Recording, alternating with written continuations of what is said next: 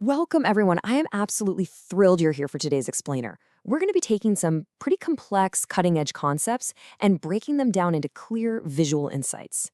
Today, we're setting the stage for an investigation into a massive and, frankly, critical challenge facing the future trajectory of artificial intelligence.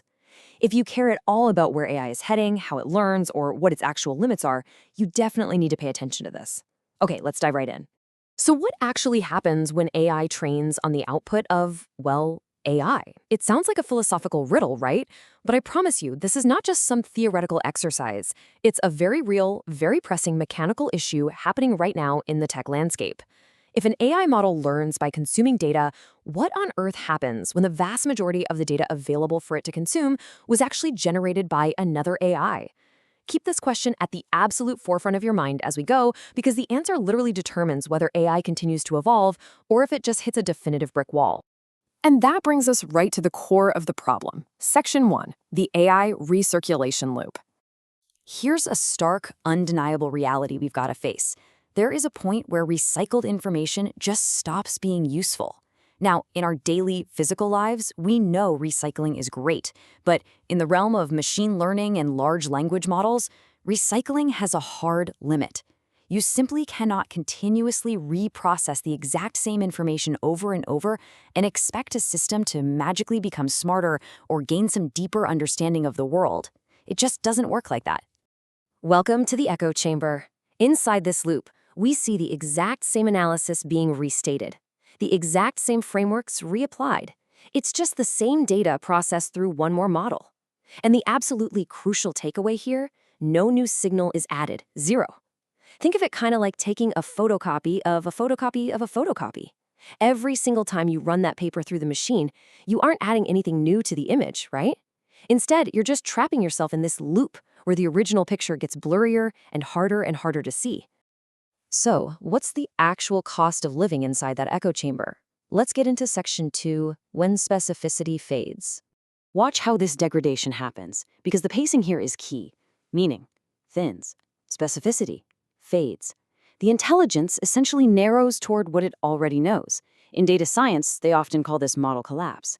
And it isn't some sudden catastrophic crash, It's a slow, gradual degradation. When AI trains on the output of AI, the models become blunted. Those sharp, hyper-specific insights that make AI so revolutionary in the first place, they begin to wash out into broad, generic, and ultimately unhelpful averages.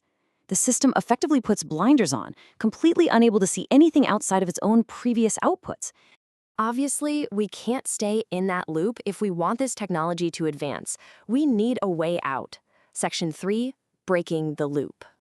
Now, this is where things get truly fascinating. Enter a concept called frontier data. This is Codatta's definitive answer to this whole AI recirculation problem. Remember earlier when we talked about the echo chamber lacking any new signal? Well, frontier data is that new signal. It's the vital information that grounds these massive models back into actual, physical reality, rather than just letting them float away into a cloud of their own recycled text. We're looking at two completely different paradigms for AI here. On one hand, you have the recirculation loop. Sure, it offers momentum and it offers pattern matching, but that's really just a system spinning its wheels faster and faster, blindly matching shapes. But on the flip side, frontier data provides direction and true context. The AI desperately needs true context to understand why a pattern matters, and it needs direction to know where to look next. Basically, frontier data acts as a compass, while the recirculation loop, that's just a treadmill. Let's move from the abstract into the concrete to see how this works. Section 4, grounding in the real world. Let's map out this transition from human expertise to AI capability. Look at healthcare. The source of truth isn't an algorithm. It's actual human specialists tagging medical images, resulting in diagnostic models that detect disease with real precision. In finance, we're tracing actual fraud patterns from real transactions to ensure real transaction security. And over in robotics, datasets are built from how the physical world actually works, completely free of how people simply described it online. The AI outcome relies entirely on physical reality and actual human expertise. Guys, that is frontier data in action.